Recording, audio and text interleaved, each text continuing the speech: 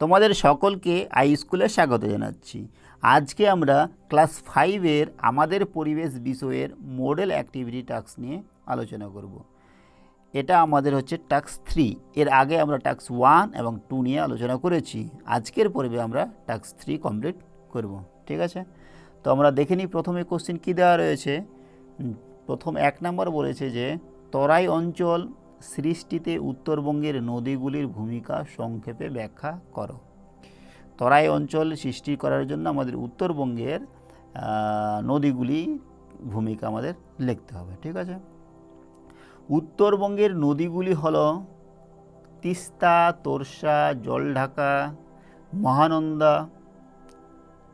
এই নদীগুলি হিমালয় থেকে উৎপন্ন হয়ে বরফ গলা জলের সঙ্গে বালি, নুড়ি, পাথর বয়ে নিয়ে দার্জিলিং, জলপাইগুড়ি, আলিপুরদুয়ার, কোচবিহার, উত্তর দিনাজপুরের উত্তর অংশ দিয়ে বয়ে গেছে। তাই এই অংশের মাটিতে নুড়ি, পাথর, বালি বেশি থাকে। এই অঞ্চলের নাম হলো তরাই অঞ্চল। ঠিক আছে, ব্যাস আমাদের লেখা হয়ে গেল। নাম্বার টু কি বলেছে যে পশ্চিম বর্ধমান জেলার সদর শহরের নাম এবং সেটি কিসের জন্য বিখ্যাত তা লেখো। পশ্চিম বর্ধমান জেলার সদর শহর হচ্ছে আসানসোল এবং আসানসোল হচ্ছে কারখানা এবং ইস্পাত কারখানার জন্য বিখ্যাত। ঠিক আছে, আমার 2 নম্বর হলো। এবার যাচ্ছি আমরা 3 নম্বরে।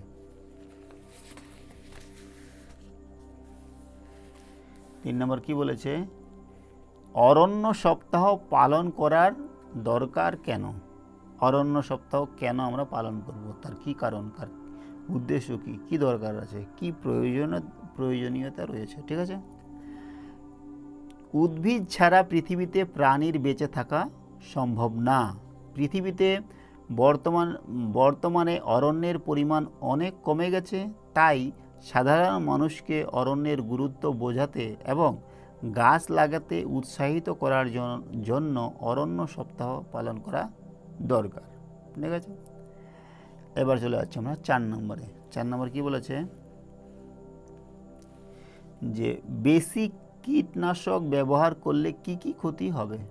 কীটনাশক পদার্থের পরিমাণ যদি আমরা বাড়িয়ে দিই, বেশি করে ব্যবহার করি চাষবাসের জন্য, তাহলে আমাদের কি কি ক্ষতি হবে।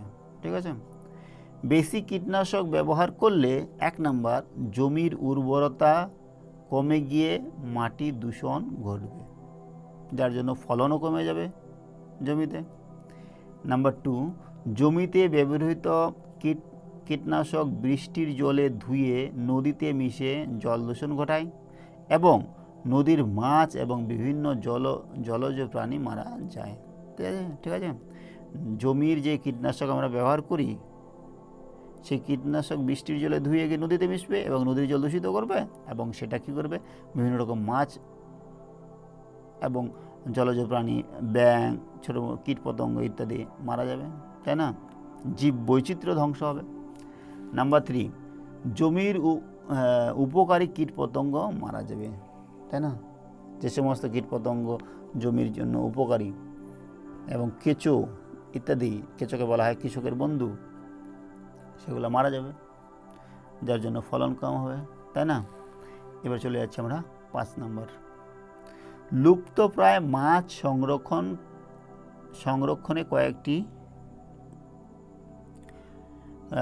সংরক্ষণের কয়েকটি উপায় সম্বন্ধে লেখো। লুপ্তপ্রায় মাছ আমরা সংরক্ষণ করার জন্য আমাদের কি কি কাজ নিতে হবে, কি কি উদ্যোগ গ্রহণ করতে হবে। লুপ্তপ্রায় মাছের সংরক্ষণের জন্য 1 নম্বর লুপ্তপ্রায় মাছের চাষ বাড়াতে হবে।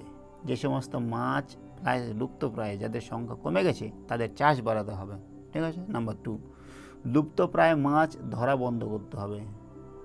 নদীতে, পুকুরে বা যেখানে লুপ্তপ্রায় মাছ পাওয়া যায়, সেই মাছ আমরা কম ধরব। ঠিক আছে। নাম্বার 3, লুপ্তপ্রায় মাছ বিক্রি করা বন্ধ করতে হবে। বাজারে সেই লুপ্তপ্রায় মাছের বিক্রি করা বেআইনি বলে ঘোষণা করতে হবে, তাহলে লুপ্তপ্রায় মাছ সংরক্ষণ করা সম্ভব হবে। ঠিক আছে। তো ক্লাস 5-এর আমাদের পরিবেশ বিষয়ের টাস্ক 1, 2, 3 সব কমপ্লিট হলো।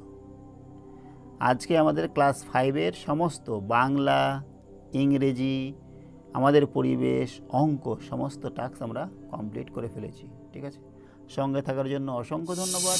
দেখা হচ্ছে পরের ভিডিওতে।